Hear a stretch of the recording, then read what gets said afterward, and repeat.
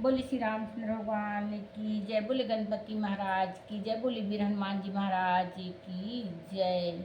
गोस्वामी तुलसीदास जी ने श्री रामचरितमानस के सुंदर कांड में दोहा क्रमांक 1 में लिखा है, हनुमान तेहि बरसा कर पुनि किन्ह प्रणाम, राम काज किन्हे बिनु मोहि कहाँ विश्राम। जात पवन सुदेवन देखा, जान बहुबल बुद्धि विशेषा, सुरसा नाम अहिन कह माता, पैठन आई कही तेहि बाता। आज सुरन मोहि दिन आहारा, सुना बचन कह पवन कुमारा, राम काज करि फिर मैं आवा, सीता कही सुधि प्रभु ही सुनावा। तब तो बदन पैठऊँ आई, सत्य कहूँ मोहि जान दे माई, कमनहु जतन देई नहीं जाना, ग्रसिसि न मोहि कहूँ हनुमाना। जो जन भरि तेहि बदनु पसारा, कपितनु किन्न दुगुन विस्तारा।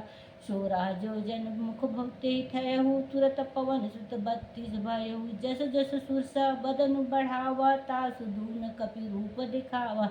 सत जो जन तेहि आनन किन्ना, अति लघु रूप पवन सुत लीन्हा।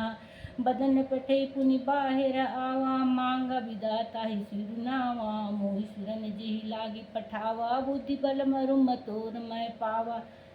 राम काज सब करहूँ, तुम बल बुद्धि निधान, आशीष दे गई सो हरषि चलेउ हनुमान। बोले वीर हनुमान जी महाराज जी की जय।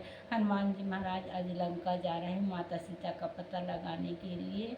तो समुद्र द्वारा मैनाक पर्वत से कहा जाता है कि मैनाक जो श्री रामचंद्र का दूत जा रहे हैं उसको विश्राम के लिए जगह दे दीजिए। तो श्री हनुमान जी महाराज सुंदर मैनाक पर्वत को स्पर्श करके कहते हैं कि मैं अभी श्री रामचंद्र जी के काज के लिए जा रहा हूँ, तो मैं अभी विश्राम नहीं कर सकता हूँ। जात पवन सुत देवन देखा, जाने बहुबल बुद्धि विशेषा।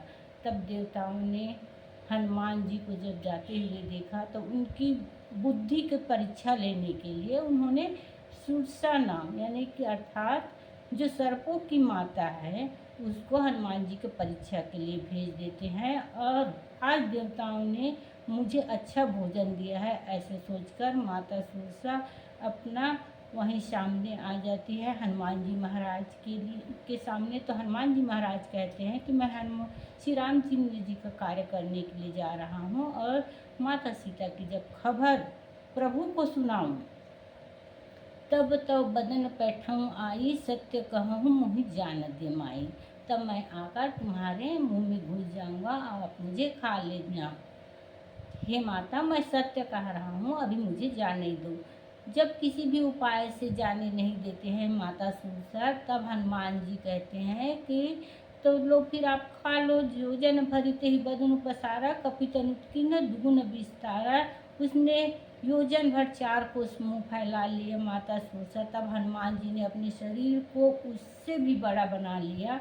अब उसने 16 योजन का मुख किया जब सुरसा ने, तो हनुमान जी तुरंत 32 योजन के बन गए। जैसे जैसे सुरसा अपना विस्तार बढ़ाती थी, आकार बढ़ाती थी, वैसे वैसे हनुमान जी उसका दूना रूप ले लेते थे। जैसे जैसे सुरसा बदन बढ़ावा, तासु दून कपि रूप दिखावा। सत जोजन तेहि आनन किन्ना, अति लघु रूप पवन सुत लीन्हा।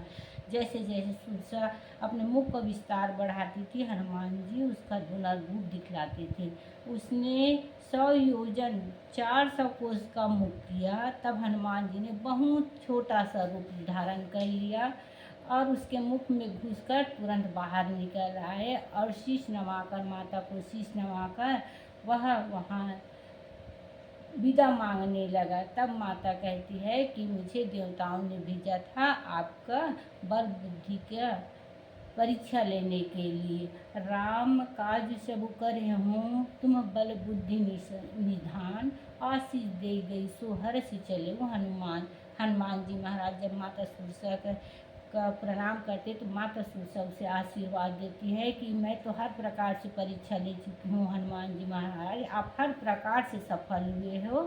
तुम बल बुद्धि के भंडार हो, यह आशीर्वाद देकर माता सुरसा वहाँ से चली गई और हनुमान जी भगवान भी हर्षित होकर लंका की ओर चले। बोले श्री रामचंद्र भगवान की जय।